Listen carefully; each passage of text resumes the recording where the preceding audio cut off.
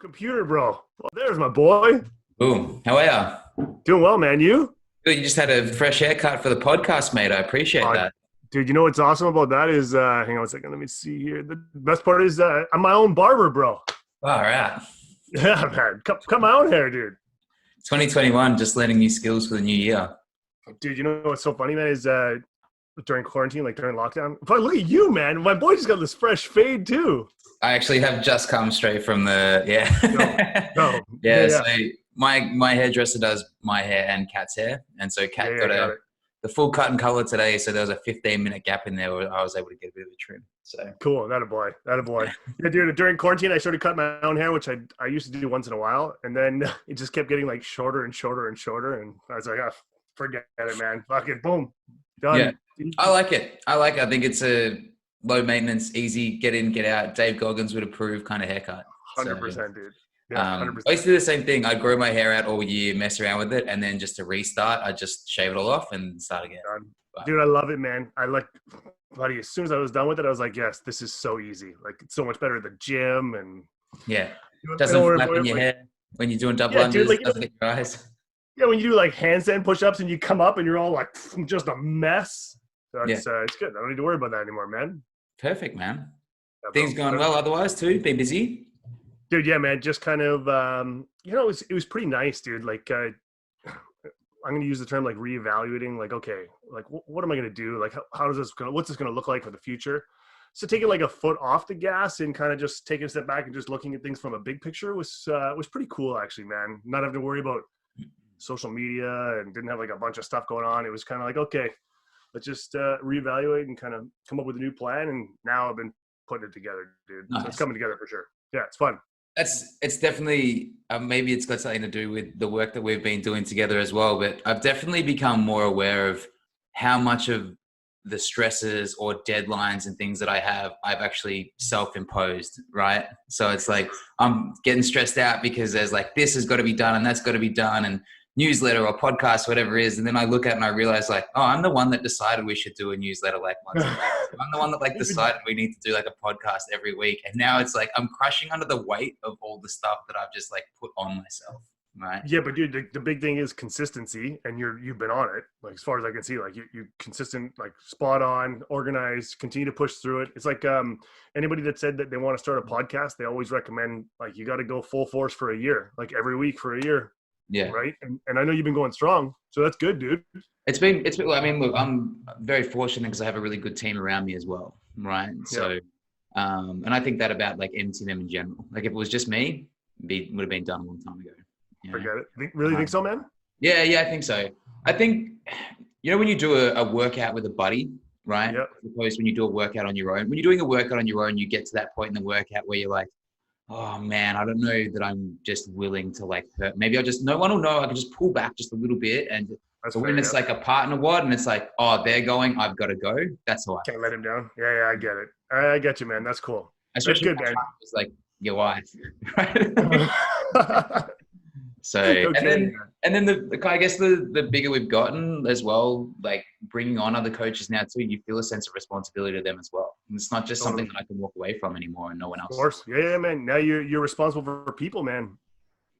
Yeah. And their well-beings, dude. That's good, man. You know what's one of my old bosses I used to have, he used to say that I was twisted, and he's right for sure. But he used to say like, dude, yes, for sure. But it was almost like, dude, like we would get monthly targets, right? And I would see the target, and I'm like, that's no problem. I would call the boss one day, and I was joking around, and I was like, dude, I think you should give me a bigger target, and we get paid based on our targets. He's like, dude, in like 20 years, nobody has ever asked for a bigger target. And I was like, I just didn't feel like it'd be challenging enough. And I feel like the more pressure, the bigger the challenge, the better I'm going to perform, man. There's something wrong with me for sure. Rise to the occasion.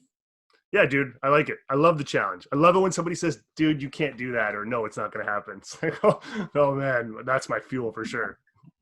Awesome. Mate, thanks for sitting down with us again. It's been almost a year since we've done this, I guess, in an official capacity. Sure.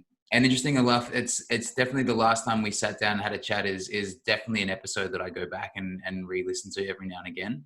And it's also been one of our more, popular episodes as well in terms of downloads. And I think there's a few reasons for that. Obviously, you're a hell of a guy, and you know, what you say makes a lot of sense. But I think people are starting to catch on with the importance of attitude and mindset and self-awareness and self-actualization and how much it plays into literally everything else.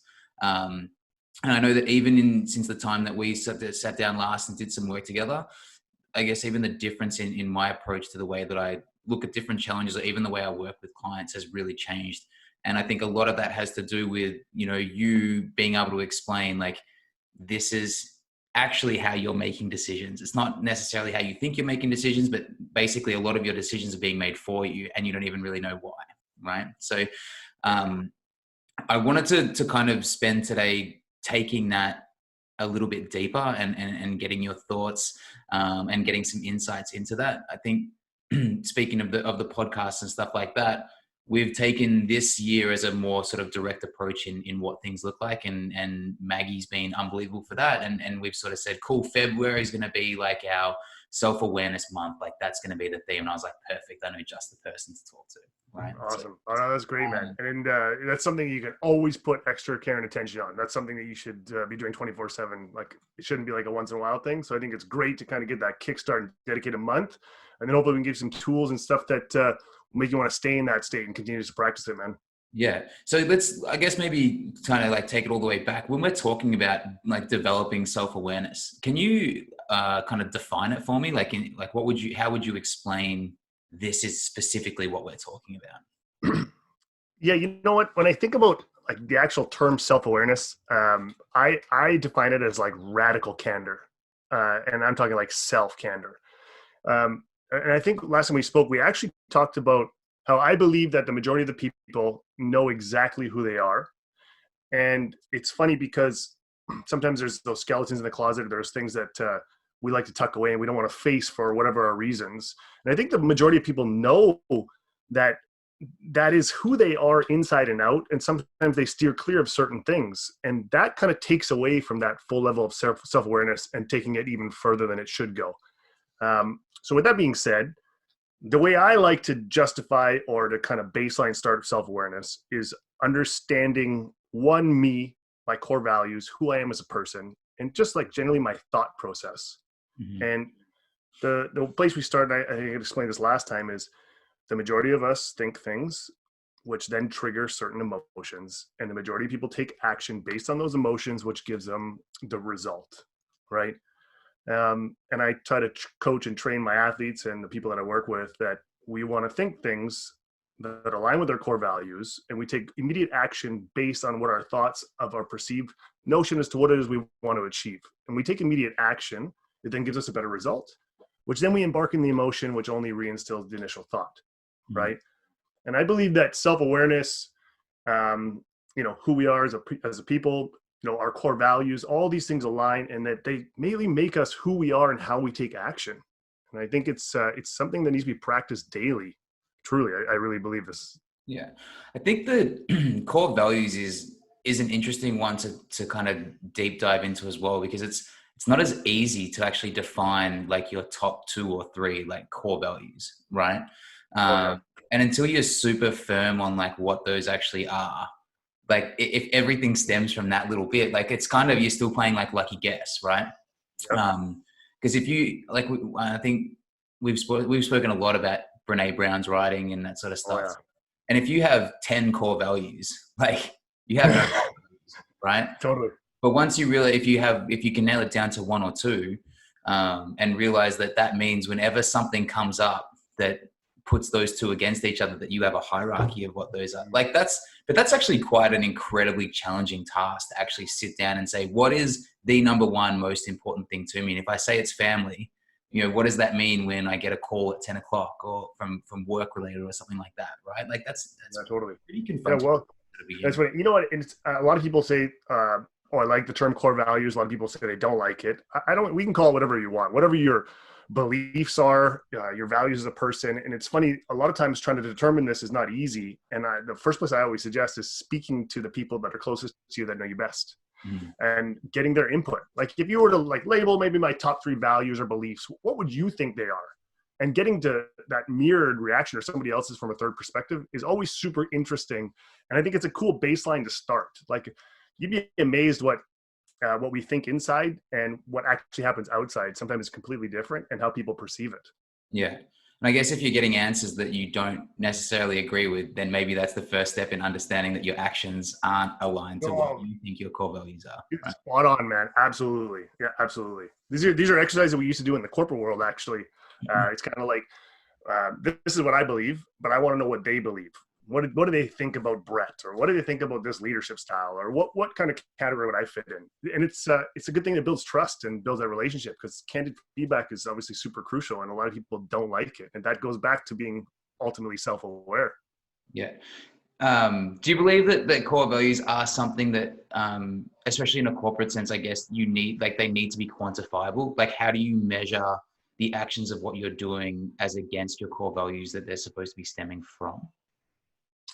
Man, that's a good question. I think that core values will kind of rise to the surface. And I use this in the sense of, if you're working with a group of people, you're going to kind of see certain attributes and certain traits rise up from certain individuals, especially when you're looking at it from like a bird's eye view.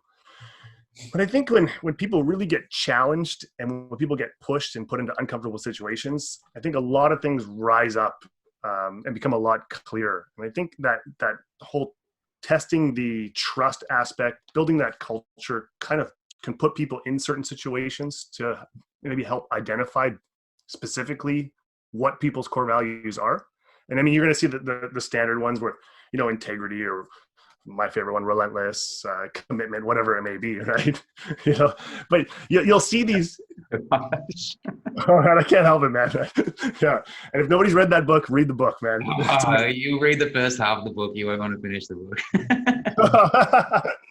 Oh man, I love that book so much. Sorry, on a side note, of all the books that you recommended I read, I have really enjoyed all of them except that one. And it always makes me laugh how much you love that one book in particular. Oh, yeah, man. And yeah, I don't know. There's a perfect in its own. So for example, I find we're very similar. I believe that we have a lot of similar core values. However, when it comes to certain specific things, we can have a completely different view, right? And I think that's what's super cool about making people who they are. And people's emotions justify who they are, or really display who they are. But that still goes back to that self-awareness piece. Like, and I'm comfortable and confident in saying, this is still my favorite book. Even if Ben says it's not his, that's me, right? Or you might even find certain people would think the opposite, and they might do the opposite. Oh, you know what? Actually, I now that I think about it, maybe I didn't like it as much. And I think it's important to here's a quote right out of the book. He says, in order to get what you really want, you must first be who you really are. And I think being who you are is always absolutely 100% the best course. Yeah. It's hard to be who you are if you're not sure, though, too, right? 100%, man. I absolutely support that statement. Yeah. And yeah, obviously, like for us and the time of year, like we've kind of just come off a month where New Year's resolutions are super high and everything else. But yeah, I think it's been interesting to watch. And I guess I think even sort of the more, like, I like to think that, like you said, that self-awareness is a practice. And I feel like, okay, I've probably been giving this a pretty good crack now for 2.5, 3 years. And I think the more self-aware you become of yourself, the more you start to almost see it or see others kind of at different stages of that self-awareness journey. And you often see that it's the same people trying to do the same things over and over again. And it's kind of like, oh, that's interesting how it's always January that this person does this, and then like clockwork next January it's the same thing, right? Same thing. Yeah, man. Yeah, that's that whole motivation piece we spoke about too. I think, like, everybody's super motivated at the beginning of the year. Hey, I'm going to set all these New Year's resolutions. I want to do this, and then all of a sudden they kind of dwindle away, and we come back to January again and be like, oh, maybe I should try to do this again. And that's where purpose trumps motivation every single time. And I think a lot of that does tie back to core values, or a heightened level of, or a decreased level of self-awareness.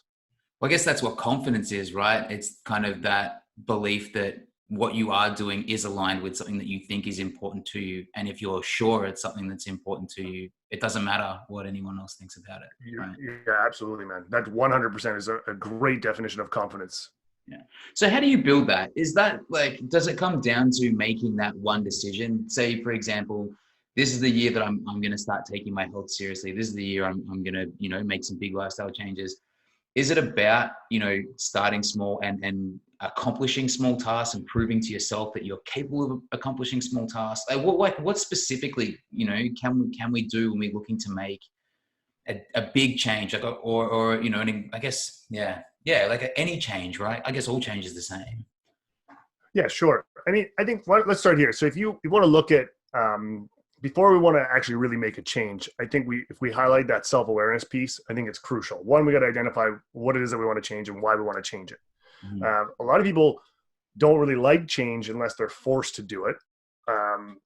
Or, and I see like big change happens from tragedy. Like we're talking like serious change, right?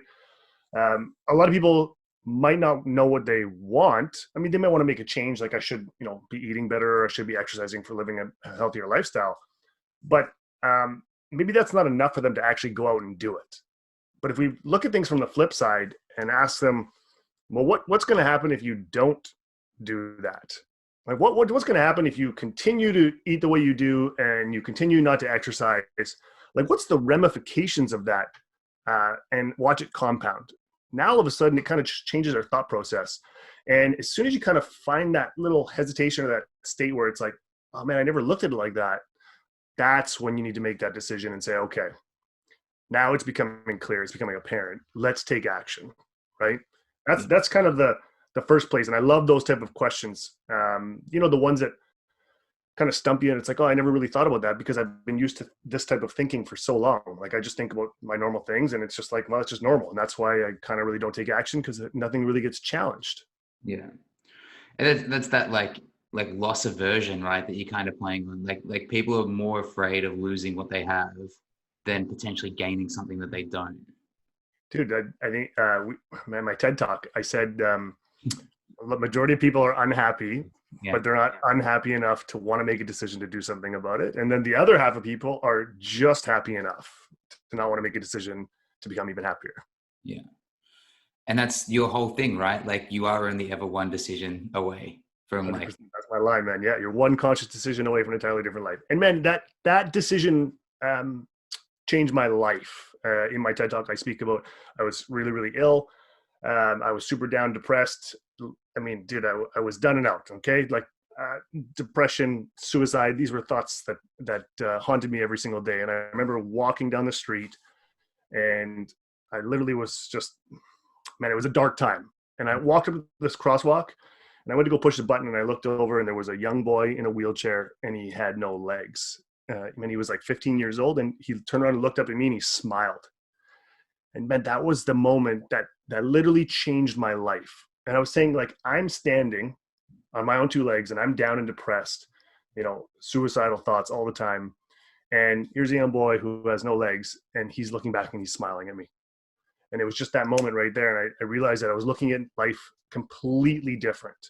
So I made a decision to turn my expectations into appreciation. Yeah. And I just, not that I was living in some fantasy land, I just challenged my thought process based on the motto of, man, I have a belief now, and I mean, now I know it, but I had a belief then that how we think changes our state and changes the way we feel.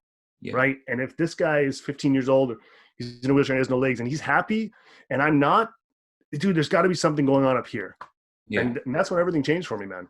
Yeah. Do you think that's just more like that's the decision to begin to take ownership and take responsibility for, and I guess, look, it's always going to be, I'm not saying like, oh, well, you're responsible for the fact that you were sick and everything else. Sure. But, to take that responsibility in terms of saying that, like, I'm now going to be responsible for what happens from this point. Yeah, and I agree. But I also think at the same time that it almost takes something to trigger that. And that was my whole piece, is that people are pushed to tragedy, or they have something that happens, like an epiphany. They have this moment that I was just like, that's enough, right? I've had enough. Enough's enough. I'm making the decision. And what I coach and what I train people now is that you don't need to be pushed to tragedy, or you don't have to go through something traumatic or, you know, life-changing to make a decision to change, because the mind doesn't know the difference between reality, what's actually happening, and what we construct, what we tell it. Now, I'm not saying lie to yourself. I'm just saying challenge your own thought process. And I guarantee you, the way you challenge your mind and the way you go through these things, you could come out with a totally different output that will be ultimately beneficial, but it's still a choice that we have to make, right? Do you think that the reason tragedy works so well as a catalyst for change is because of the emotional level that it hits you? Yeah. Yeah, absolutely, man. Absolutely. Previously when we talked, I know we mentioned about one of the athletes that we both work with, and there was a time I was pushing her emotionally very, very hard. I was touching on sensitive things to trigger an emotional response to the point where you're on the brink of tears. Okay, and dude, emotions are the most powerful thing we feel. Okay, we've all had these tough times. We've all had dealt with emotional tragedy or breakups or whatever it may be. But the way I look at it is that emotion, if harnessed correctly, is ultimate power. And I was pushing this athlete and challenging her to the point of tears, and then she went out and PR'd a lift. No, I mean, I'm not saying go do crazy things. That's quite the warm up. yeah, warm up. But I'm just saying that it is power, and it's really powerful. And that's the difference between winning and losing. It's the difference between saving someone's life. I mean, this is the incredible thing about humans, man. Yeah. I think it's, and we talked a lot about like the goal is not to not have emotions. It's not to be a sociopath. It's to just like remove the emotions as much as you can from the decision-making process. Right. Correct, man. I think, and that's what happens when people start thinking about things. Then all of a sudden they get into an emotional state and they try to take action from that emotional state. Generally, it doesn't give you the result you're looking for, and that's why we have to use the logical thinking and take immediate action based on the result we're looking for. I'm reading Chris Voss at the moment, Never Split the Difference. Never Split the Difference, man. Yeah, and he talks about how the whole like he's a negotiator, was a negotiator for the FBI, right? For anyone who hasn't. And he talks about how the whole process up until the 90s was to try to create like a flow chart of how to come to an agreement, how to come to a negotiation. But the problem is like it's the emotional part of the brain that's responsible for decision making, and you're trying to. There's a study they did. Was it in Finland where they had people that had specific brain issues, which affected the emotional part of the brain, were actually unable to make even a simple decision when it came to choosing like one of two things for lunch. Couldn't, yeah. Super fascinating. A super fascinating book, man. Yeah, I love it. Chris Voss is amazing. If you guys hear any of his interviews, man, it's unbelievable. And the tactics and the techniques that he used, such as mirroring or calibrated questions, these are things that people can use on their everyday life, and I highly recommend it. Mirroring? Yeah, mirroring. Yeah. Yeah. Okay. Yeah. It's, I mean, the brain, I guess the more you kind of look and the deeper you go, like the more fascinating it is too, right? Totally. The fact that so much of what we do is done, like stems from such a deep, dark place that we're even unaware that it's actually occurring. You know, speaking about that is I had a conversation with a close friend of mine the other day, and we were talking about conscious thoughts and conscious decisions. And she was like, well, I don't understand. Like, where do these thoughts come from? And I said, well, the thoughts come from, your upbringing, your perspective on life, your core values, your beliefs, how you choose to view things. And she's like, no. Like, where do they actually come from? And I was just like, man, like the scientific part of it. Like, and we got in this deep conversation, and like, not that it hurt my head, but it was like I was thinking about the size of the universe all of a sudden. Like, I was just like, oh my gosh, like, I had never really gone that deep on like peeling back ultimately all these layers to determining like, where do these thoughts come from? And I think if we can say it ourselves, every single person in the world thinks different stuff, man. And I think if people heard the things that we thought, it would be entertaining to say the least. But if you think about it, man, like we don't stop, right? And I followed this conversation up with my old man. I said, I believe the world would be a better place if we could all read each other's minds. And then my dad was like, well, there's no way that could end very poorly, right?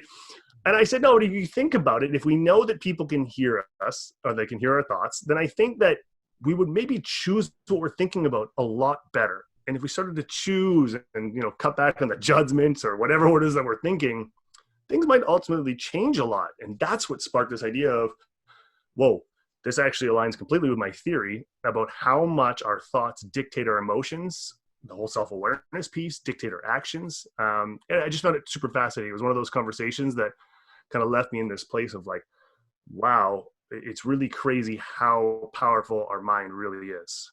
Yeah, I, on some level, agree with that. That would, because I think, you know how when you send an email, how much gets lost in like the context and the translation, sending an email, and then think of like even what when you think something, how you try to articulate it, how much it's lost, right? Because when you're actually speaking, you're trying to compress the actual thought into Completely. just Yeah, yeah. digestible information. But how often do you have this really clear thought, and then you try to write it down, and you're like, it's gone. I can't. Totally, man. Yeah. Yeah, I understand 100%. Yeah. Yeah. So is that what you would say, like day one of your, journey to self-awareness really does just starting to become aware of the thoughts that are going through your head, even just the ones that you just catch? Yeah, totally. So the beginning of my program, the very first thing I get all my clients to do is to write down their conscious thoughts. And to give you an example or some prefaces a little bit, it's pretty crazy how many thoughts we actually have that run through our mind, right? And when I say, okay, I want you to write them down, everybody's like, what do you mean, like write down all my thoughts? Like that would be like never ending. Yeah. But it's funny when they're actually conscious thoughts. A lot of people are like, okay, well, hold on a second. Like, am I supposed to write down? And then they realize that there's so many thoughts going through their head, they can't even like really grasp what they're actually thinking in the moment. Okay. And sometimes it takes a little bit of practice, but as soon as you flick that switch and start putting it onto paper, your whole thought process and how you consciously think starts to change, and you become really kind of in tune and aware of what's going on in your mind. And what makes it real is reading back those thoughts. Like when you put them on paper, they actually become tangible. You can see them. And a lot of people are pretty surprised as to, maybe seeing some repetition of certain thoughts or the kind of patterns or habits they develop. And even after like a few days, I think it's a very powerful exercise and kind of get a really good handle of like, wow, I never realized half of the stuff that was going through my mind, or I never realized that, wow, maybe this kind of makes sense. It kind of goes with this. It's really fascinating, and I highly recommend doing this. That was the one thing when we did that I found the most interesting was like, okay, maybe I've only caught 100 or 150 thoughts, but isn't it interesting? They all stem from like the same 4 or 5 things, right? Totally, man. Yeah. And if you think about that and you can kind of like categorize them, it's like, okay, well, this kind of falls into this. And now this is really starting to make sense, right? Or this is completely irrelevant. Man, maybe I'm really unhappy with my current employer, or whatever it may be. But they become real and they become tangible. And I think it's good from a reflection standpoint. I think it's good to kind of heighten that level of awareness, because the more you practice writing down your conscious thoughts, the more you're consciously thinking. Yeah. Right. And when you're really in a conscious state of thinking, then you're really controlling what's going through your mind, as opposed to the subconscious, where it's just kind of running wild 24/7, where you're not really doing much about it. It just kind of happens in the background, which also drastically impacts our state. Is that because you slow it down, right? Because the conscious mind is so much slower. So there is like a element of like, let's just cool it. Correct, man. Yeah. So subconsciously we make 35,000 subconscious decisions every day, right? The stuff that we do constantly, but that doesn't ever shut off. So that's just kind of like going on an autopilot. But through our perspective, our core values, the trauma, the things we've gone through in life, it also affects the autopilot, right? So when we are forcing ourselves to think consciously, it takes full attention off of what's going on in the background and forces it onto one thing. And we can only physically think about one thing at a time. So when we're putting our attention, it's basically shutting off that pathway to the subconscious, and you're in a full conscious state. This is where, when we use it to our advantage, when we use it to become fully aware of putting it to the task, that's why our increase in our output changes. And that's why people have such great success. Yeah. I guess that's a hallmark feature of why it's important to be the 100,000 small decisions you make in a day, not the big, like one monumental, right? For sure, dude. Yeah, For sure. Yeah. I think this is one of the best self-awareness exercises anybody can do. And it's super simple. And I think, like I said, I would really recommend doing this. I think anybody who does it will be really impressed and surprised as to the results. So once you, and I would say for anyone listening who wants to give it a go, don't just do it once or twice, like actually give it like 2 weeks, like give it some time and I guess the more data you have, the more patterns you're kind of able to find. How much though is like, and this is one thing we spoke about too, I can't like help but overthink everything. And then, so I start thinking about a thought, and then that thought leads to another thought. And now I'm just like, feel like I'm writing down a cascade that I'm priming myself to go down, not necessarily like what's actually in the subconscious. Well, listen, you're not the only one that thinks and then overthinks. That's something that we do as a species, right? So trust me, that's fine. But I think the more you practice, the more you do it, it's the better you're going to get at it. But yes, I do find that it also, if you're going to take note of something, take a quick note immediately. Don't try to wait. It's like don't sit down at the end of the day and try to write down all your thoughts for the day. That'll never work. Take them immediately, right? And if it does trigger another thought, write it down as well. Like eventually it's going to stop. I mean, unless you just want to go and have fun and just write all day. But I think if you just take note of it, and if it leads to something else, put it on paper. As soon as you put it on paper, it becomes real, because things in our mind and things in reality are a lot different sometimes. And I think it'll be very clear differentiation between the two. Yeah, I think I use that a lot with clients who find themselves feeling quite anxious about things. It's like, if you have the ability to articulate actually what it is that's making you feel anxious, once you've written it down on paper, A, we can work through it, or B, you notice it's not as big as what you letting it spiral out to be in your mind. Yeah, the whole controllable aspect, right? People get so worked up about things that we cannot control, and that in its own can cause anxiety. So that whole, how we choose to view it, controllable or uncontrollable, and like kind of dissecting that will definitely help as well. So, okay, so we've spent some time, we're writing down our thoughts, we're looking at them, maybe we see some pattern emerge. What am I doing from that point? Is that, again, just taking that information and saying, oh, okay, it's interesting that I have these 4 or 5 recurring thoughts. Now I'm going to be more tuned into correcting those, or am I trying to reshape those thoughts to align with now the person I've made this decision I want to try to work towards being? What's the next step from that point? Sure. So let's say if you have that person in mind that you want to aspire to be like, that's great. If you don't, and you just want to become more self-aware, I think it's very important that we need to determine, how are these thoughts affecting us emotionally? So like, we determine every time we think something, it triggers an emotional reaction. Okay. So after a few days, when you're practicing writing your notes, make an additional note that adds in the emotional part. So for example, I think about a thought, maybe it triggers a certain type of emotion, makes me happy, makes me sad, makes me feel uneasy. I think it's very important to identify how your thoughts are affecting your emotional state. All right. Anyone that has the Sunday dreads before going back to work on a Monday is probably a really good example of that, right? Absolutely, man. Like, it's Sunday night. My thought is, man, I don't really want to go into work tomorrow. The emotion would be, angry or disgruntled or upset or apprehensive. I would tag it. I think when you identify it and tag it, then it adds on that layer. It kind of reaffirms, like, oh man, so it is real and it's actually affecting the way I feel. And that's very important. Do you think the barrier to people doing this for the most part is an element of like, ignorance is bliss? And if I suddenly realize that like this career that I've been working on, or these people that I share my life with, actually the cause of a lot of my concerns, then I'm kind of forced to do something about that. And that's not necessarily something I want to do. Yeah. So, I mean, I don't want anybody to start doing this exercise and then a week later just jump up and quit their job because all of a sudden they're really angry. But I think it's very transparent and polarizing that a lot of times people are doing things, they're going about their day, and they don't really stop to take it in. They don't really stop to check themselves. They don't really stop and say, like, am I truly happy with this? Am I doing what I love to do? And that's where we find that the vast majority of those people fit into that unhappy or just happy enough, that little spectrum, right? And that's why I think it's great that people do certain things like heightened level of self-awareness or self-care to kind of really check themselves and say, let's just do a quick pulse check and see where we stand. And I think that's very, very important. And self-care, you don't mean like checking into the bar, putting your feet up on the table and ordering like a couple of rounds of it, right? Yeah. I mean, listen, to each their own. But when I mean self-care, I mean the psychological self-care. Yeah. Of which journaling would be a part, right? Oh man, absolutely. I think, dude, to me, this is such a simple task, and I think the benefits of it are so big. I believe it's totally undervalued. Yeah. Okay. Yeah, I completely agree.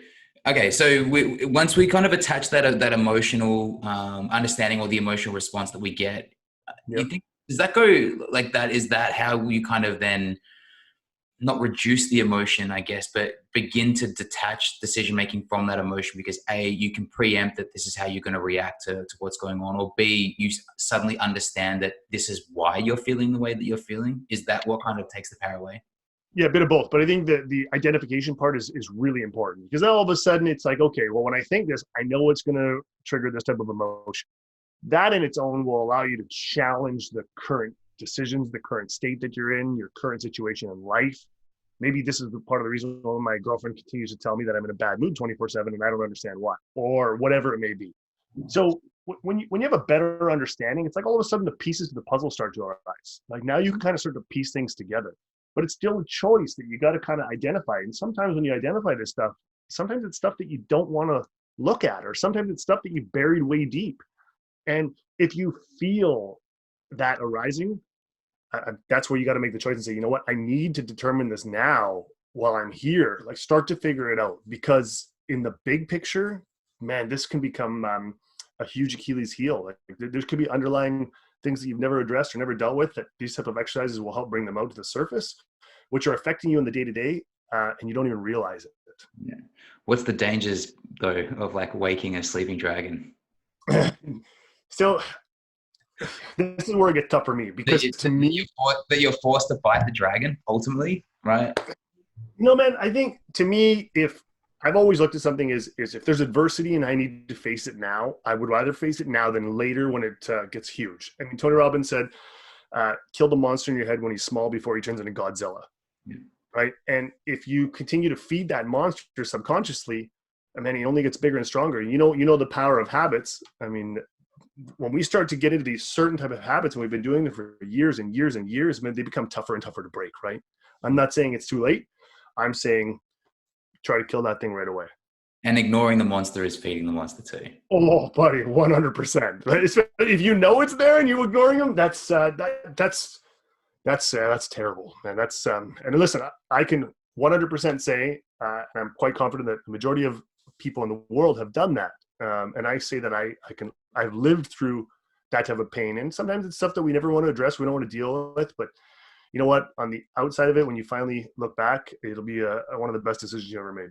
Yeah, I think that in a lot of cases, actually just becoming aware that the monster exists is actually in itself quite an effective way of beginning to deal with the monster. Not that you need to be able to like put it to bed straight away, but that you are like, okay, like I understand that you're there and you're here, and I'm going to work through how to get rid of it. Right? You know, think about it like if there's something wrong with your car and it's got like your car's doing like weird things and you cannot figure it out, and then you finally figure out, it was this stupid little thing that is causing all this stuff. You know, I think that's and we used to do there's this old lesson where he had a garden, started watering the plants, had the perfect soil, planted the seeds, did all this stuff, and this little guy would kind of grow a little bit and then it would stop.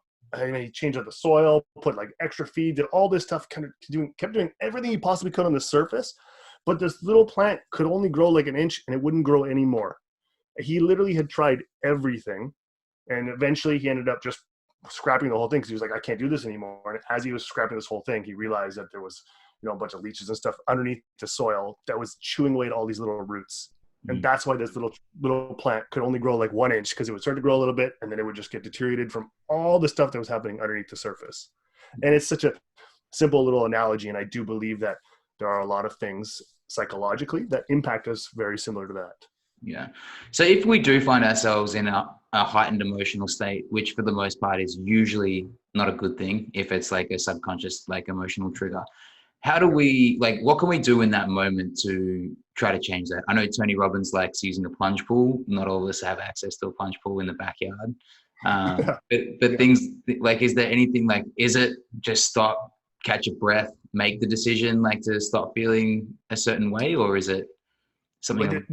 Here's the tough part is the majority of us don't realize it until, I'm not going to use the word till it's too late, but it's very difficult sometimes to identify we're actually in an emotional state. Okay.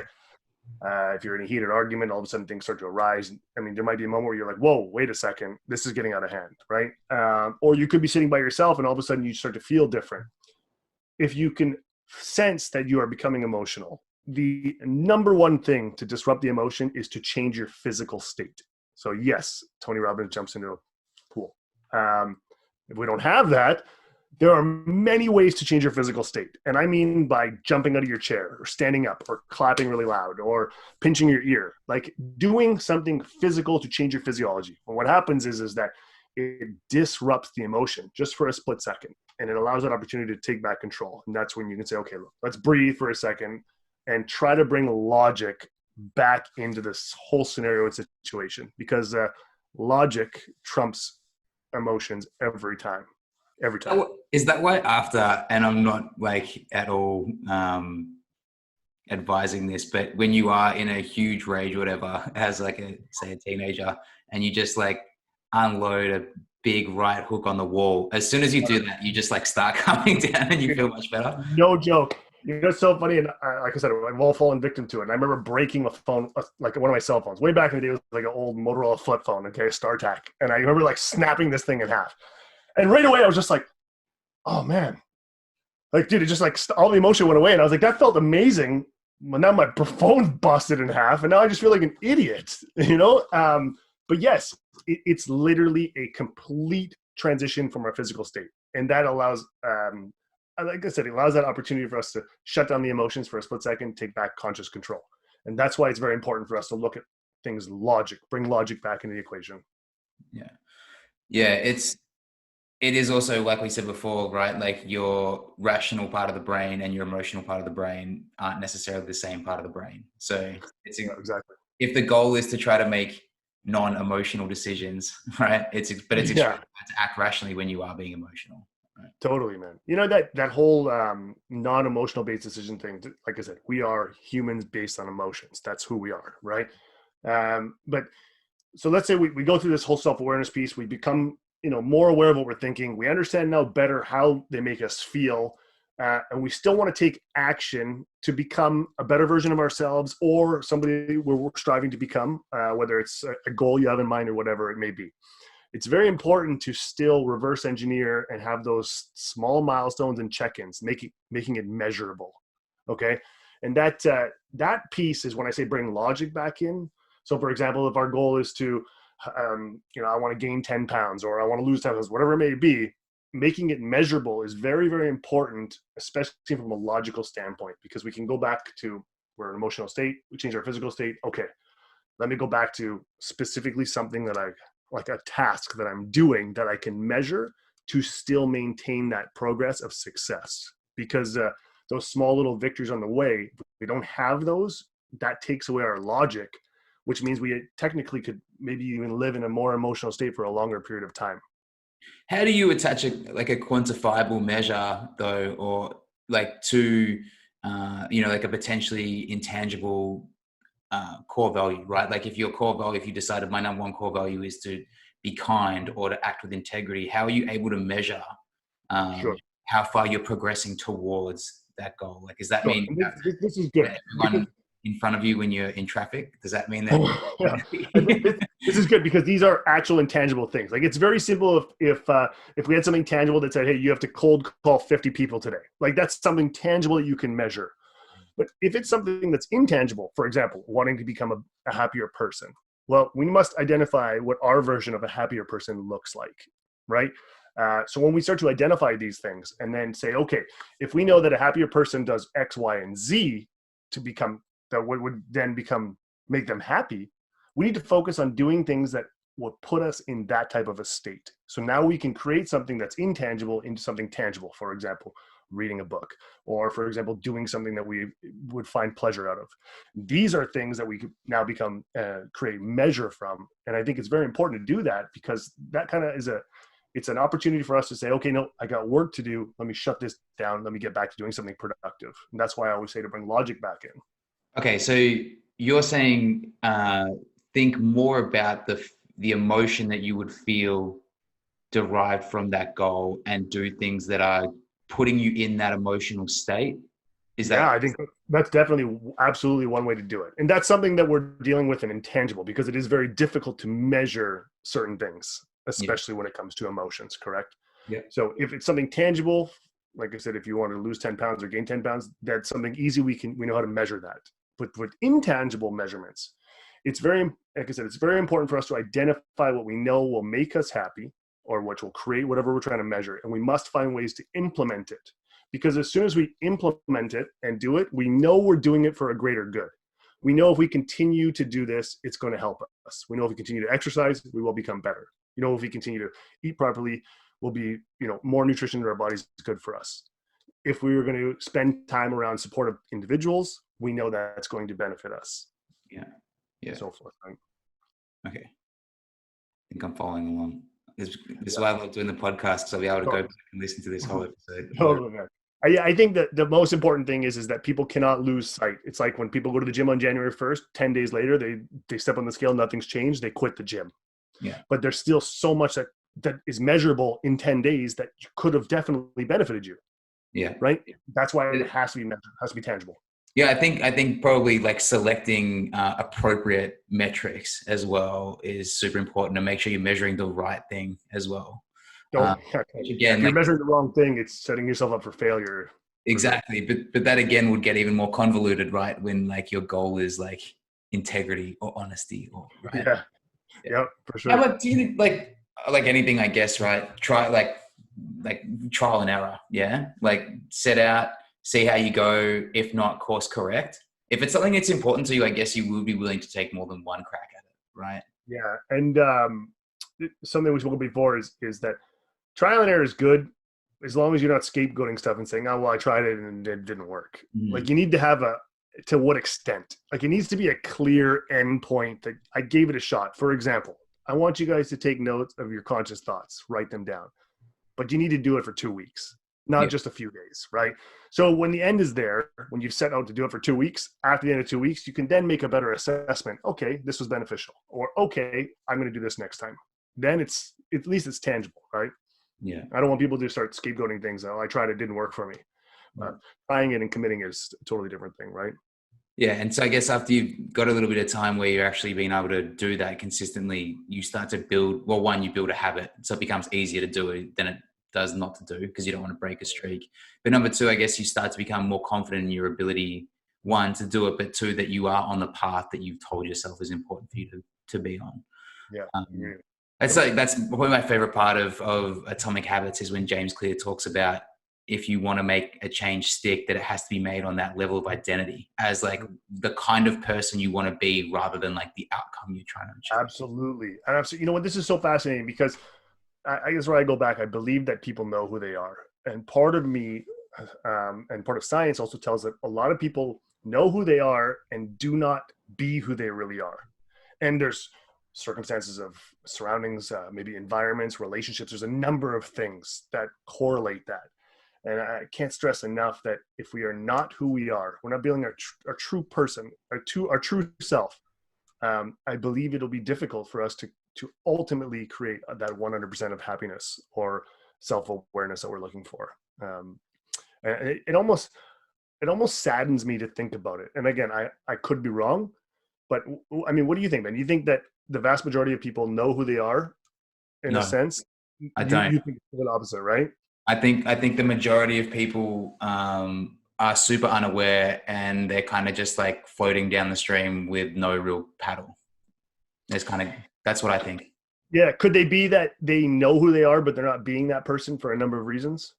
Yeah, for sure. Yeah. And that's what I'm speaking about. I think for me, I think a lot of people do know who they are. And I think a lot of times they make decisions based on the emotional state they're in, and then they might not be in the best state because of their surroundings. I think the last 6 months in particular, and maybe it's got something to do with having Matea as well, like I've thought more and more about like, what are my like top 2 or 3 most important things in my life? Like who I want to be, and what's the most important thing to me, as a way of trying to create a decision-making hierarchy, so that all my decisions from that point of understanding what those 3 are in what particular order get easier and easier. Because once you have a hierarchy, if something comes up against something that's above it, the decision's easy, right? For sure. But what becomes tougher is when it's challenged, right? So if I say that my number 1 thing to me, and my number 2 thing, look, my number 1 thing is family, and my number 2 thing is work. But all of a sudden, like I said before, it's 10 o'clock at night, and you know, there's Matea starts to cry. She needs to be settled, but I've got to get these like 4 programs out before I go to bed. if it's a tough choice to get up and go and settle her rather than finish off the work, what am I saying? Am I saying that, well, actually work is my number one priority? And so I think in terms of knowing who you are, like for me, that's kind of where I'm at. And I'm trying to put these like things that are important to me in this kind of sequential order, but it's ever evolving and it's getting harder. It's not getting Yeah, easier. no, I can imagine. I can imagine. And I think do you find it like, is there a little bit of give and understanding in certain circumstances? So for example, we know that family is number one. And of course your professional life is in its own number one, but they're give and take, right? Well, for sure. Like if my role, my importance and what I feel like I need to do as my part of the family is to provide, then Right. like at what point is it okay that it's like, well, if I'm going to do that and I'm going to make those choices that align with that particular part of what I think being present for my family is, how much do I let work encroach on that? Of course. Yeah, I get it. Yeah, and I agree. And like I said, there's got to be that balance, but that balance is self-set, and that's a gauge that only you control. There's a really good quote, Naval Ravikant. No, I don't think so. You would like it. You'd love him. Right. It's something like your self-confidence is basically your own understanding of the resume of who you are, right? But So brilliant, man. yeah, and I read that and I was like, yeah, that's intense because you're like maybe that feeds into what you just said before is like, do people know who they are? I think, yeah, probably deep down people do know. Yes. And but at the same time, like you said before, but they're not detesting who they are enough to want to do something about it, or they're just like, meh, like, yeah, it could be worse. Like, I don't want to do anything to make it worse. It's actually not that bad as it is. Like, And here's the interesting thing, and I think we just struck on something, is that I believe everybody knows who they are, and like deep down, you truly in the core, when they're driving by themselves on the long drive home, and they're in their mind, they're thinking about things. I believe they know who they are. I believe that the things that they say, it's like, oh man, I believe they know it. And then on the flip side, where you say, people are just kind of going by the wayside doing their thing, and I don't really believe they know. I think there's the two groups that not groups, but I believe that there's two types per se. And people do know who they are, but yet maybe ultimately are not living it and just kind of going by the wayside. And I think that's kind of to the point that you mentioned. And I think it's interesting to think about this stuff, because when you start to peel back these layers, do these types of exercises, ask yourself these types of questions about the core values. Who am I? I think challenging your initial reaction is tough, because we're so accustomed to being like, oh yeah, like I exercise a lot, like I take care of myself. But do we? Like, do you really? Like how do you know you're really executing it to the best? And that's why it's like, oh man, like when you start to challenge that thought process, I find it super fascinating. And I think that's the place that people must go to in order to evolve. You got to explore there in order to evolve. I feel like the challenge is, as soon as you feel as though you understand, it's changed, right? You think like it's like, okay, I got it, I'm good now. Yeah, I've got it. And now it's like, oh, you think you got it, then you don't have it, right? It's a little bit of that, like, as soon as you figured it out, that now that you think you thought it, like figured it out, everything's changed. Totally. Yeah. This stuff is super fascinating to me, man. Obviously, my whole business is stemmed around people's thoughts and their emotions and why they do what they do. But the whole psychological aspect, the habits, the neuro-linguistic programming, this stuff is super fascinating to me. And ultimately, I hope that people can listen to this and say, you know what, I want to challenge a few things here internally to try to ensure that I can externally be the best version of me, right? And that all stems from inside. It always starts from internal. Yeah. Yeah, I quite like that cognitive behavioral therapy approach too, right? Where you work with people to try to help them come up with their own answers as a way of like embodying the then process to go and achieve specific outcomes. Totally. Because I think, like you said, if people truly know themselves, then I also think that most people already know the answers to the questions that they feel that they have on some level. You got it, man. And I think that's like spot on. It's super interesting when you think about that. Like, if I was to say, Ben, I think you should do this, it might be very beneficial. Okay, cool, thanks. I get it, right? But if you explore and come up with this on your own, and you have the purpose attached to it, and you know what's going to happen if you don't do it, all of a sudden this starts to become real, especially when it's on paper, like when it's in front of you, like when it's something tangible. And when you come up with it on your own, I think that'll really reinforce the whole reasoning as to why you started this in the beginning. And the other side of that, when you're completed, the success, that's where growth, that's where change really happens. And I think there's so much opportunity there to really take full advantage of it. And like I said, when it comes from yourself, from the cognitive approach, that's truly, I believe, is one of the best ways. Yeah. You just got to prepare to jump though, don't you? Yeah, there's definitely times, man. I think there is. And I think that the sooner people, I mean, you know what's crazy? We hear this all the time. It's like, oh, this would be the best thing that ever happened to you. Or like, once you do it, or like, I went through this. Everybody's got a story, man. Everybody's got baggage, right? Like, but it's crazy to hear that all the people that have gone through that all say the same damn thing. Like, that has to say something, right? And I think that's, you just got to jump, man. You just got to do it. Why do you think it is that we're so quick to like discount our own potential, but feel like we have such an ability to be able to see it in others? Like, what is it that we inherently think that we don't have that those around us do? That's a good question. And I mean, there could be a number of things here. I mean, even for me, like I can speak personally previously where I used to be able to identify things way back in the day, but I wouldn't do it myself. Call me a hypocrite, call me insecure. I think there's a number of things. But a lot of times when we see things externally in front of us, for example, with other people, we don't have that emotional attachment. So it's very easy for us to see certain things. But when we're in it, face value, when we're in it in the trenches, that emotion clouds judgment. And, the whole thought about this or that, or what are people going to think, can definitely ultimately change how we feel, which is then going to change our actions. And that's why I constantly say it's very important to have something that's measurable, something that's actually tangible that we can do in order for us to continue to move that needle forward. Yeah. There is at the moment, a lot of that. Like, if you talk to yourself only like you would talk to other people, you probably be much further along this path than you actually than you are. It's for real, man. Like, I think that would be, if you could read minds, I think that would be the most confronting piece, is like how badly people like talk to themselves. That's what I'm saying. I'm telling you, I had this conversation with my dad, and then when we started talking about it, I'm like, wow, that would blow my mind. Like, if you actually think about the things that we think, wow, like it would be terrifying. Yeah. But then again, it's really like that's actually happening, right? But why do we have to have this idea of what it would be like when it actually is reality? You know what I mean? Yeah. Like it's So that's that kind of moment where it was just like, oh my gosh, like that stuff actually happens. Like we don't need to read people's minds. Like if we just stop and listen to our own mind, like we actually do it, right? Yeah. So it was just like one of those, oh my gosh, one of those aha moments.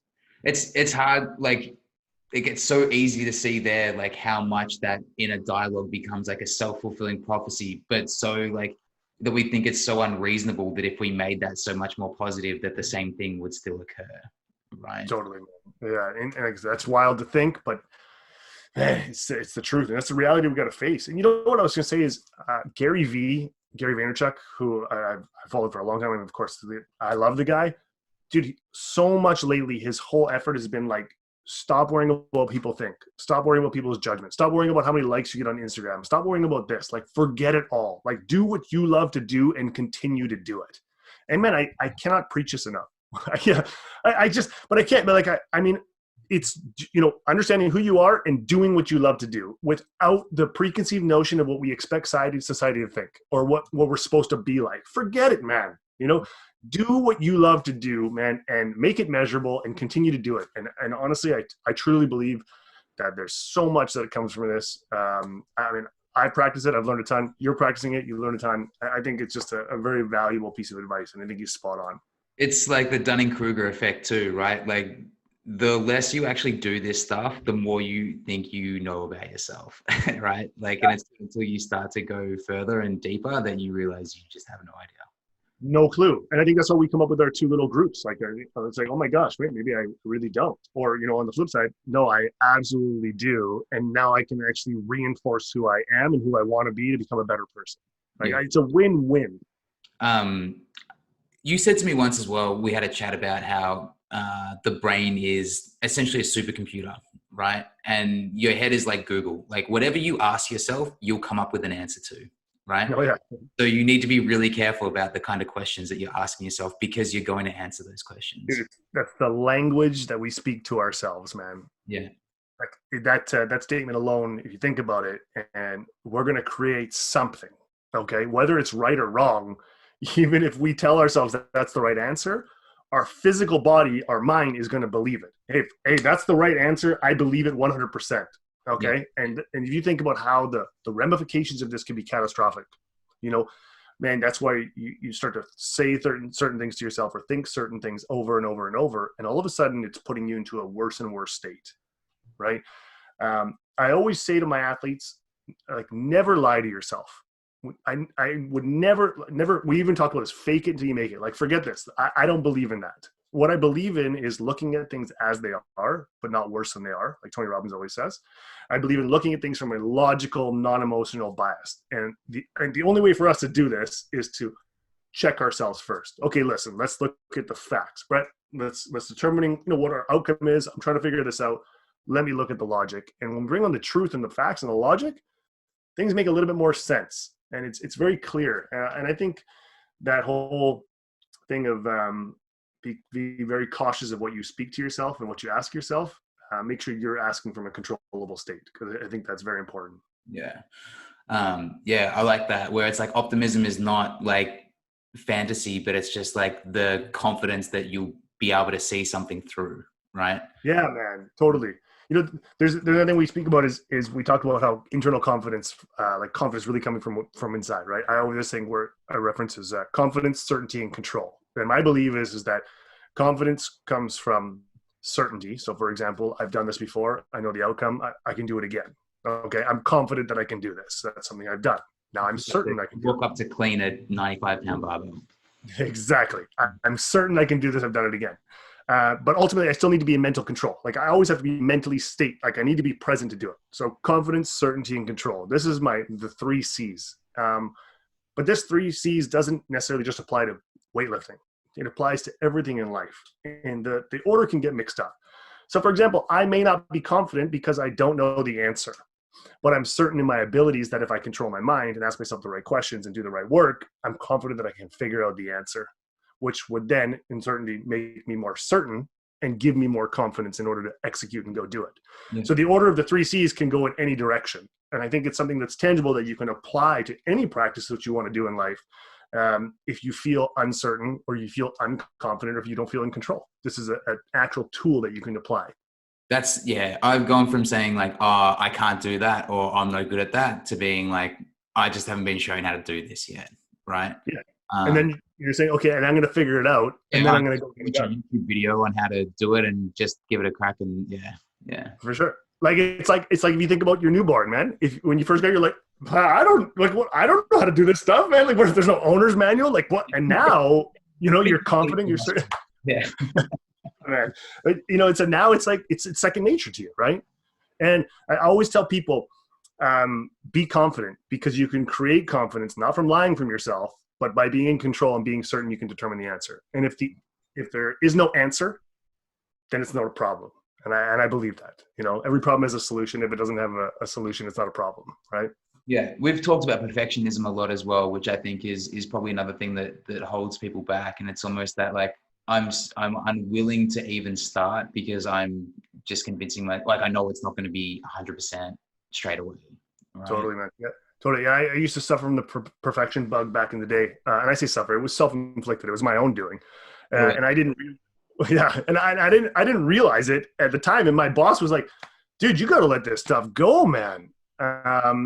And I'll give you a great example. I started coaching. I started doing it for fun back in the day when I was working with my national team for martial arts stuff. And all of a sudden I started working with some bigger athletes. And then I meet Emily and Emily Rolfe. And I'm like, hey, listen, I really have some things we can work with here. And she's like, okay, cool. Like, let's do this. We'll work together. And I'm like, okay, wait a second. Like, I don't even have a business. Like, this is like new to me. Like, I got to create something.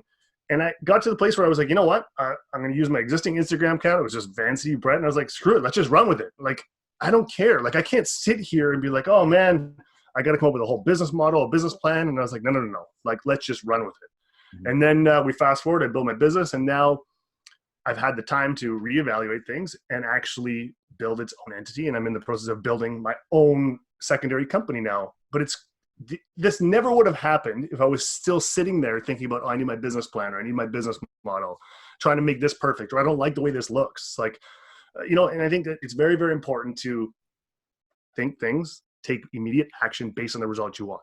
I know that I'm going to grow, I'm going to learn, I'm going in the right direction. Whether it's perfect or not, it's either winning or a lesson. And I think that's another crucial piece.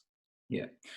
It's frustrating as well because it sounds so easy, right? Just write down your thoughts. And it's almost like, oh, it can't be that. That's almost too simple. You know what I mean?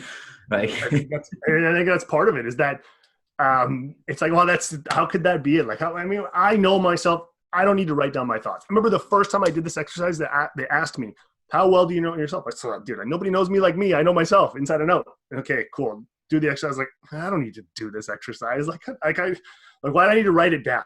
Right. And listen, I got challenged. Okay. If you say that you do want to become better, a lot of our process of becoming better in this course is actually doing the work. So this is an assignment, do the work. So I was like, okay, I just got like handcuffed. Like I totally got called out. Okay, you're right. Fine. I'm going to do it. And my old man used to tell me, if you're going to do it 100% or don't bother doing it at all. Right. Well, I did it. And that stupid little note-taking exercise, which now is a staple to my program, changed my life, man. Because just the way we think drastically changes the way we feel, and we don't realize it. And this is one of the exercises to become that heightened level of self-awareness. Yeah. Do you think that's given you the ability to heighten your emotional states, or the ability to dull those emotional reactions? Both, man. Both. Yeah, absolutely. Because remember, when we're more consciously aware of how we think and how the ramifications of our thoughts, then we can have a better gauge of why we want to live in that state or why we don't want to live in that state. So we become more aware. For example, I know if I think about X, Y, Z, it makes me feel like terrible, right?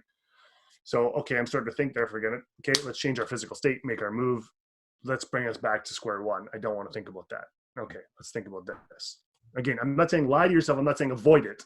At some point, you might have to cross that bridge, but we want to make sure we cross that bridge in the best emotional state possible. And that always comes back to being very aware, self-aware, and consciously thinking about what we want to do. Yeah. I'll give you one last small question to finish on. No, just one. Yeah. To kick off for the next 25 minutes. Yeah, totally. To go, I guess, like the other side. Okay, we've sort of covered like being aware of your thoughts and keeping a tab on your thoughts and write down your thoughts. Is it possible to go the other way and to not necessarily stop your thoughts, but in terms of like creating a state of complete focus where you're not having 10,000 thoughts, where you can just focus solely on one thing and get one thing done at a time before moving on? Yeah, so that is the ultimate goal. Okay. I believe that if you can get into that's the self-awareness. Yeah, totally. And I can say that it's absolutely achievable. If you think about when we're pushed to a state of panic, there's a deadline. For example, you got to finish this project. It's now 11 o'clock at night. You need to get it done right away. All of a sudden, it's like, okay, man, let's put everything away and let's put hardcore, intense focus on this. And we get it done, right? What we want to do is we want to create that without that deadline or without any other distractions. And to create it, I think it needs to be practiced. I really do. I could think if you were to sit still and try to focus on one thing, which is something that I teach my clients to do, close your eyes and think about one thing specifically, the orange man. Ben, you can speak about this. Yeah, yeah, it's tough. It's tough because you got to remember, you got to think about thinking about the orange, right? So the whole concept is to try to focus your mind, all its energy and attention onto one item. And I use an orange, for example, with Ben. So you want to think about this orange, you want to think about the details of this orange, and you basically want to continue to focus on this orange until your mind wanders off into something else. And it sounds like a very easy task. It sounds like I could do that for a long time. I think you'd be blown away, and I think you can speak to it, that after about 5 or 10 seconds, all of a sudden something else has disrupted that thought. And that's that power of the subconscious.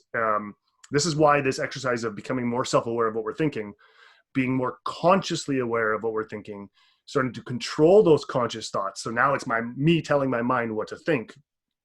The more you practice that, the more awareness, the more focus you have. The more you practice that intense focus, the better output. That's the better translation. So when we're focused on something like the deadline, the work project, we had to get it done, all of a sudden we found a way to get it done because we cut off all the other distractions. That's that emotional heightened like stress too, right? That emotion. Oh, yeah. But here's the thing is that emotion stress is created by a deadline because we know that we have to hand this paper in tomorrow, whatever it is, right? But that's why I say our mind does not know the difference between reality and what we tell it. Mm-hmm. Okay. Now I'm not saying lie to yourself. Remember, I'm saying that I would rather finish this on a Monday so I can enjoy the rest of the week as opposed to waiting until Friday and getting it done the last minute. Right. I'm so the opposite. Yeah. Yeah. And I think that with that extra additional level of awareness and saying, oh, listen, I know that if I get this done now, I've got the rest of the time to do whatever I want to do. Let's just do it. You can use that type of method to get things done really at a higher level of focus and execution. Yeah. Why do I wake up at 4 a.m. with like music playing in my head? What's that about? You wake up at 4 a.m. with music playing in your head? Yeah, sometimes I'll just wake up randomly in the middle of the night and then there's like a song in my head and I can't get back to sleep because the music is on. Dude, I have no idea, man. Oh, my God. That's amazing. Listen, I think in all seriousness, I do believe that this is why we think so many random things is because of our perspective, the way we've been brought up, our core values. Clearly, music is very important to you. I would imagine that they all tie in together, but I am not smart enough to answer that. Yeah. But that's my beliefs. It's almost, I don't know. I think that, like I can speak firsthand about how incredibly powerful this stuff is that we're talking about. And then at the same time, I'm also like, I feel like as much as I know all that, like I'm still determined to procrastinate or distract myself or do all these things that I know are so counter to like what I'm actually trying to do and get done. And I know I'm going to have to do and get done. Yet it still like finds a way to kind of creep in and occur. Right. Man, you know what? Dude, this is something that hit me pretty hard. And I've heard this before. I've worked with so many people, especially in the corporate world. And when people live out their life, enjoy life, and when they get a little bit older, the number one thing that I constantly hear is, I wish I would have done this. Like that final moment of regret. And to me, that terrifies me. Like it absolutely terrifies me. The thought of me not living to my fullest or living my best life or living in an unhappy state or not doing the things that I love to do terrifies me. But I've become extremely fascinated and almost to the point where it's part of my values, like obsessed about it. Not to it's unhealthy. I mean, dude, we got to live. I mean, don't get me wrong. I like to work out and eat well, and I still like my odd Reese's Pieces and bag of chips once in a while, man. You got to live. But I think that, the important thing is that you're crazy. You're wild, man. Yeah, I know. I'm wild. I just think, man, when I think about this, it just hits me, man. I think that the thought of me living up to my full potential terrifies me. And I think that the full potential, no matter what, always starts and ends with your mind. Like, you think you're only limited by your imagination? This is where it gets tough. I mean, we read the book, The Sports Gene. So it's tough. Like, I believe that the majority of our limitations are set mentally. I believe that there are certain physical limitations to an extent, but for us to, I don't think we ever give ourselves the chance to reach that physical capacity to really see if we can do it anyways. Yeah. And that's a mindset thing. Yeah. But even like physical capacities, like in terms of like what you're trying to grow, like for example, your business to be, or that sort of stuff, like that's, different. I think the only limits we set are the limits we set on ourselves. And I believe that 100% those limits are 100% subconscious or conscious. So we're either doing it unknowingly or we're doing it intentionally. Yeah. Do you think that setting a goal is setting a limit inadvertently? So it's funny. Here's another good story. I was speaking with an athlete once. I love having you on the podcast, man. Oh man, just random stories. I was working with an athlete and they were saying, I need to get this time on this workout because that's what this person got. And I just looked at them. I was like, what? Like, so they were like, I need to get 7 seconds faster. And I was like, that's the most ridiculous thing I've ever heard in my life. Okay. And the analogy that I use is I love cars. I'm a car guy. I've always been a BMW guy. I said, my car is a very fast car. It doesn't care what anybody else does. Okay, my car, I step on the gas and it's saying, hey, when I floor it all the way to the bottom, it's going to go as fast as it possibly can. But it doesn't stop and think about, hey, I wonder, like, how that car is doing. It doesn't do that. Yeah. So why are we focusing on other people instead of focusing on our maximum potential? So yes, emotional and irrational. So hold on, man. There's Brett's story. So I believe that goal setting is very, very important, but I don't want anybody to ever limit themselves. For example, you want to work up to a certain level. Cool, I hit it. Now what? That's very, very crucial. You must have those barriers and the breakthroughs. And what's next? So your goal is more like setting the general direction of motion. Yeah. At which point you then like rejig and calibrate and go again. Totally. I also believe in using the term or the method of an area of focus instead of a goal. So for example, if my goal is I want to put on 10 pounds of muscle, the area of focus instead of that specific goal would be, okay, here's the things that would get me to that place. Here's the things that I would do, which would incorporate nutrition, sleep, training. So not just that one specific thing, because I believe sometimes when we get too focused on a specific goal, we might be missing out on the other things that could be beneficial to obtain that. Yeah. Yeah. I think too many people are focused on the end result and not enough on like the plan to get there. Here, 100%, man. Focus on the process. We've heard it a million times. Trust the process. We continue to focus this. And if you still focus on the end result, the result will never come. Focus on the process. The result will come on its own, right? Focus on the practice and the training. That's why you get all the best players and the best athletes in the world practice countless hours. The results will take care of themselves. Focus on the process. Yeah. Man. Always a good chat, man. That's a good 20-minute podcast, man. Appreciate it. I'm sorry, guys. Totally Brett's story. It was funny. I was joking with Maggie about it because we're doing more of like the coaches chats podcast and trying to get like a bit more sort of community specific stuff going as well.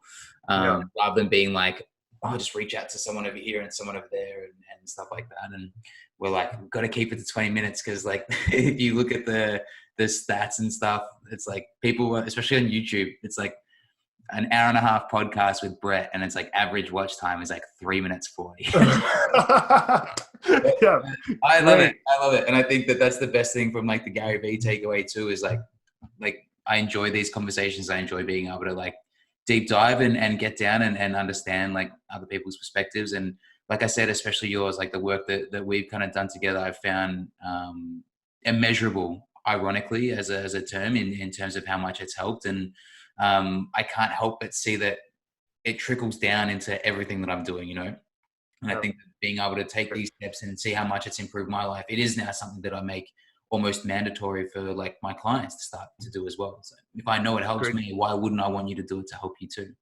Totally, man. That's great, man. And like with these longer chats, I mean, the cool thing is everybody is totally different.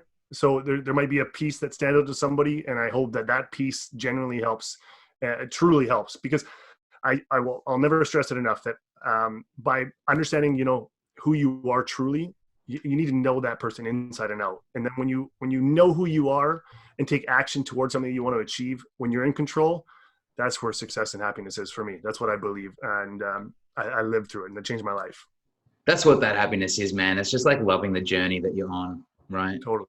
And that's, I guess, the other danger with outcomes too. Like I genuinely love what I do. I genuinely love it. So obviously I want MTMM to grow and be big because I feel like there's so many people out there that need our help and would respond well to what we do and how we do it. But that's the reason I want to grow is to do more of what I'm doing, Totally. You know what, man? I got to say one last thing. You recommended a book, The Resilience Project, and he speaks about it so well when he was in India, the whole swing set thing. He's talking about a young kid who's so happy, the happiest kid in the world. He's got shoes. I mean, these guys don't have running water in this school. I mean, and this kid is the happiest kid in the world. And it's super inspiring and touching to hear these stories. And it's refreshing in a way to stop and think, wow, we're so fortunate with what we have. And I always say that no matter how hard things get, there are millions of people that would do anything to be in your shoes. So be grateful, right? That's a great. What else are you reading at the moment? The Resilience Project is a really good one. I've recommended that a lot since I've read it. Yeah. Ego, Authority, Failure is actually another book that I'm reading. It's Chris Voss. It's Yeah. one of his guys. He wrote the book. That's a great book. You know what else is good? We talked about Mask of Masculinity. I think that's a great book from Lewis Howes, and I think that'll really help people with some serious self-awareness stuff. That's definitely good. But man, the Resilience Project, or what an incredible book. Yeah, yeah, definitely is. And I think that, you know, part of that, like we sort of said, priming perspective too, right? Gratitude is another one of those things where the more you realize you've got, like the more you're going to keep seeing how much you actually have to feel grateful for, right? And then ironically, like when you do that, it makes those things that cause you the most amount of anxiety or like stress to just fade away. And you just realize how much they pale in insignificance. Like, it's just your job. If you can always go and get another job, you know, or it's just this. That's all it is. Just that. You can choose that. Everything's a choice. And dude, it is, man. But you think about all the little things that we let affect us and ruin our day or change our emotional state. And that's why I always say to people, man, make your move, change your physical state, stop bringing logic. Like it's nothing, man. We have so much to be grateful for. And I think when people start to write things down with all these thoughts and their emotions that they feel, it's always good to challenge our thought process and find the advantage in every thought. And I think that's very, very, very important. I think that's something you can speak of as well. It's just challenge yourself to think, you know what? Hey, I'm grateful. I got a lot of things that I should be grateful for. Sometimes they get lost in the emotions and the woodwork of life, but it's cool to recognize them every once in a while.